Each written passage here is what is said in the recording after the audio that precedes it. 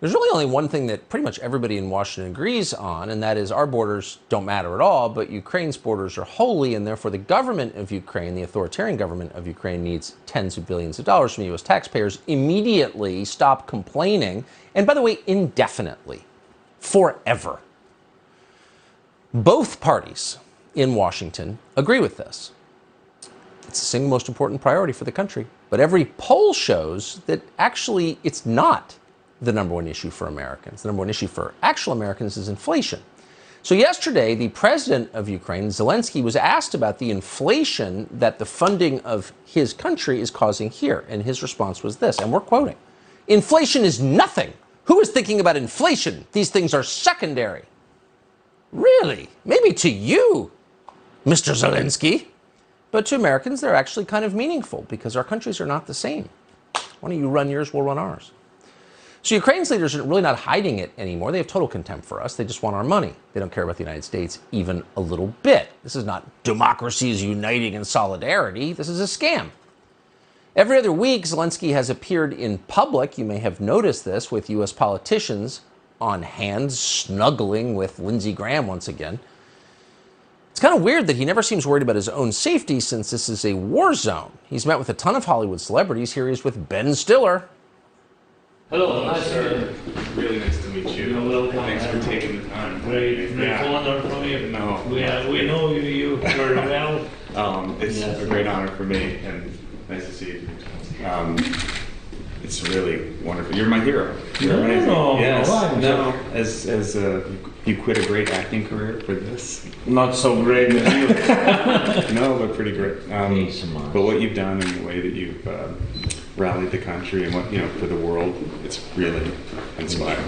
Yeah, you're a hero.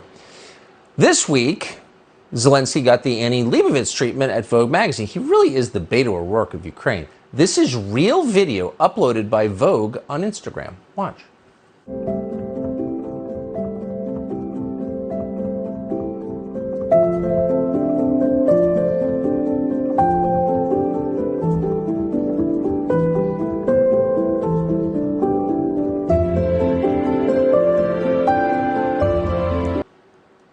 It's all pretty insulting to the thousands of Ukrainians who have died and to the U.S. taxpayer who's funding all of this. But Ukraine has gotten away with it because, with the complicity of the American media, they have from day one waged a fierce information war. They lied about the ghost of Kiev. They lied about the island where the troops told the battleship to F off. They keep lying. Now, they can lie all they want, but why are we still funding this? Todd Wood is the founder of CD Media. He's a former special operations pilot. He joins us tonight. Todd, thanks so much for coming on. So at a certain point, when the president of Ukraine, and again, he's allowed to worry about his country, but we're also allowed to worry about ours. And when we're funding not simply his war, but his government, and we don't even know where the money's going, and clearly a lot of it's being stolen, when he gives the finger to American taxpayers by saying your stupid worries about inflation mean nothing, how masochistic do you have to be to keep sending this guy money? Look, thanks for having me back, Tucker. It's an honor.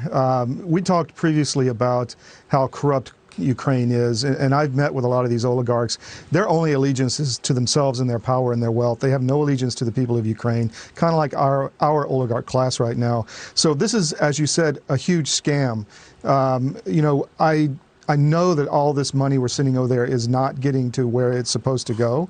This recent plane crash in Greece with a Ukrainian cargo plane with the 8 Ukrainian crew members who all died and perished because the plane was loaded with explosives and weapons. The narrative was it was coming from Serbia to Bangladesh, but I find that extremely hard to believe. What I think is happening is that the weapons are getting sold, and this is just a big grift for either the oligarch class, the defense contractors in the U.S., or maybe Biden is sending weapons somewhere. I don't know, but it's not. This money is not getting to where we think it's going. That is for sure. I don't understand how any responsible person could send billions in advanced weapon systems into a war zone and then make no effort to track what happens to them next. Oh, of course. I mean, this is the big problem, right? I mean, this is, as I've said before on your show, a safe space for criminals to do whatever they want. They want no accountability, and they have either pushed too far, and because they're now losing this war, and it doesn't matter how many weapons we send down, unless we send the U.S. military in there, I don't believe Ukraine can win this conflict in any sense of victory that we would see. I think there needs to be some kind of immediate negotiated settlement because the Ukrainian people are suffering. But either they have pushed too far, and now they're getting the pushback from the Russian Federation, which is coming in massive waves, or they want a war with Ukraine, which is what I fear, and why we need adult leadership in the White House. Yeah, and yet everyone in Washington fell for this, just like they fell for the George Floyd myth, just like they fell for all the COVID lies. It's like dumber people Yes. have never run a country.